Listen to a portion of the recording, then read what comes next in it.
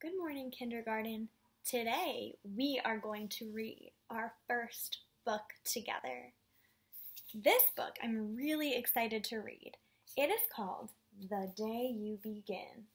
Now, if you look at the front cover, you can see a girl standing there. She maybe looks a little nervous. She has a book in her hand. The door has numbers all along it like a ruler. Go ahead and look at that picture. What do you notice about it? So let's look at our text features. On the front of the book, we have the title, The Day You Begin, by Jacqueline Woodson, illustrated by Rafael Lopez. Now we're going to go past the spine of the book and look at the back of the book to see these pictures. I see some trees maybe, some plants, a beautiful flower. The Day You Begin. And this book is about a group of kids at school who are very different from each other. It talks about how sometimes it's pretty hard to be different, but at the end of the day, we are all so special in our own ways. So as I read, I want you to think about, how do you sometimes feel different than other people? In what ways are you special? Okay, let's read the book. The Day You Begin. The Day You Begin by Jacqueline Woodson, illustrated by Rafael Lopez. Here's our first picture, and we have the same girl who's on the cover in an apartment building reading a book. See some birds flying. We have a lot of apartment buildings in Washington, D.C. There will be times when you walk into a room and there is no one quite like you. There she is. I know I've felt that way before. Maybe it will be your skin, your clothes, or the curl of your hair. Notice how there are 4 children, but none of them really look like each other. They look very different. There will be times when no one understands the way words curl from your mouth, the beautiful language of the country you left behind. My name is Rigoberto. We just moved here from Venezuela. And because they don't understand, the classroom will fill with laughter until the teacher quiets everyone. If you look at his face, I don't think he feels very happy when the kids are laughing at him, right? See a chalkboard, see a clock.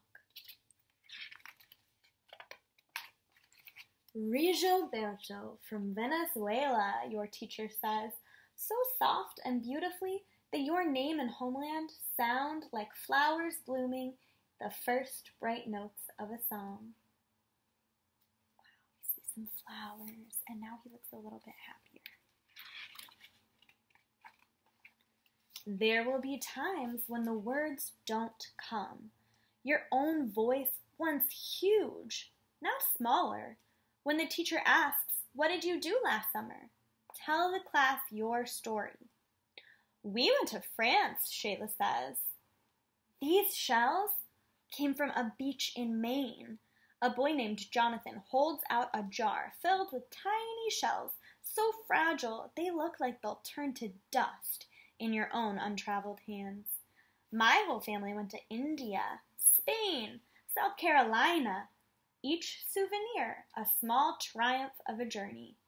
Their travels going on and on. So here we have students sharing about what they did this summer, but we have this girl sitting by herself, and she doesn't look happy like the rest of the students. Gonna have to see why.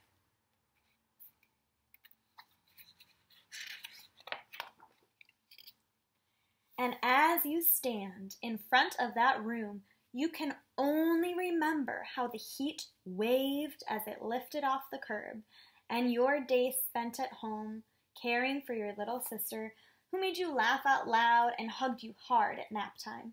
You can only remember the books you kept on reading long after she had fallen to sleep. And in that room, where no one else is quite like you, you'll look down at your own empty hands and wonder, what good is this when other students were flying and sailing and going somewhere? So here we have a picture of the girl during the summer with her little sister. We see her book, and we see the city just like at the beginning. But she's feeling a little sad about the fact that she didn't travel like her classmates. There will be times when the lunch your mother packed for you is too strange or too unfamiliar for others to love as you do. All of the other students are staring at her as she eats her packed lunch. They look like they're whispering and talking to each other, and she looks very uncomfortable. When even your own friend, Nadia, will wrinkle her nose and say, "What's in there anyway?" And you'll wonder how she doesn't see the rice beneath the meat and kimchi. You'll wonder why she doesn't remember that rice is the most popular food in the world. Right? So she's eating some rice and kimchi. And then this other girl, Nadia, is eating a sandwich and wondering what this food is. But we can see that she still looks very uncomfortable. There will be times when the climbing bars are too high, the run is too fast and far, the game isn't one you can ever really play. I don't want him on our team. You can watch. Maybe you can have a turn later.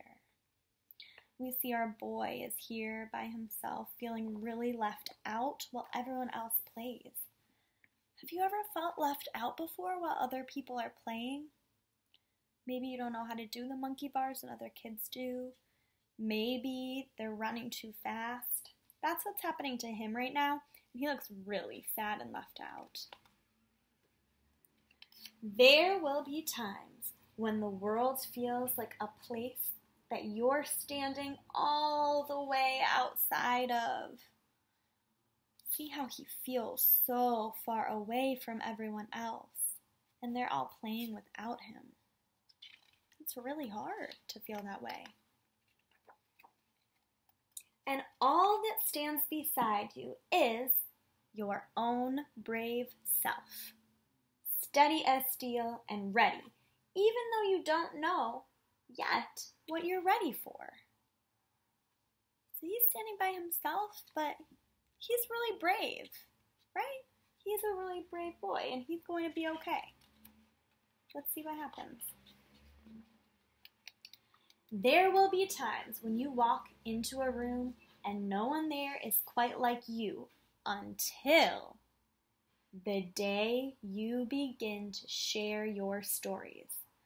My name is Angelina, and I spent my whole summer with my little sister. You tell the class, your voice stronger than it was a minute ago.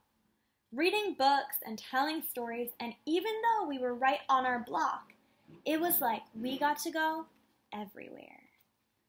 So now we know her name is Angelina, and now, instead of just seeing her in her apartment building, you can see Angelina and her little sister reading books and using their imagination to go all over.